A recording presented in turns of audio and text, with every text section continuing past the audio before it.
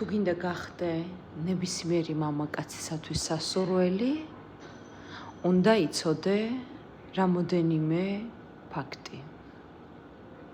მამაკაც შეიძლება მოეწონოთ თვალებით, მოეწონოს ქალის გარეგნობა, იყოს მასთან ცოტა ხანი, მაგრამ რჩება იმ ქალბატონებთან, ვისაც აქვს კარგი ენერგეტიკა, რომელიც იზიდავს მამაკაცს, აჯადოვებს და აკეთებინებს იმას, რაც მას უნდა. ხშირად ალბათ დაგინახიათ ნაკლებად შესაფერისი გოგონა და გითქვამთ, ვაუ, როგორ დაიჭირა ამ გოგონამ ეს მამაკაცი. მხოლოდ და მხოლოდ ენერგეტიკა, სხვა არაფერი. როგორ კონდეს ქალს ისეთი ენერგეტიკა, რომ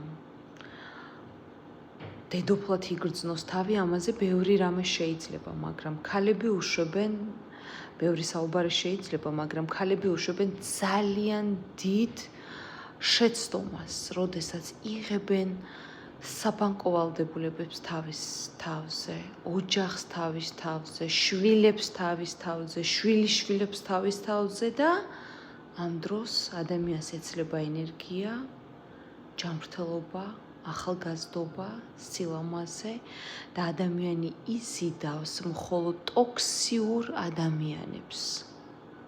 როდესაც თვითმფრინავში ცხადდება, რაც პრობლემაა, ხო? რას ეუბნებიან დედებს და შვილებს, რომელიც ის? ჯერ პირბადე გაიკეთეთ სასუნთქი აპარატი დედამ და მხოლოდ მას მერე გაუკეთეთ თქვენს შვილებს. რას ნიშნავს ეს? რომ თუ ქალს არ ექნება ენერგია იმისი, რომ სხვა გადაარჩინოს, ჯერ ვერც თავის თავს ვერ გადაარჩენს და ვერც შვილს ვერ გადაარჩენს.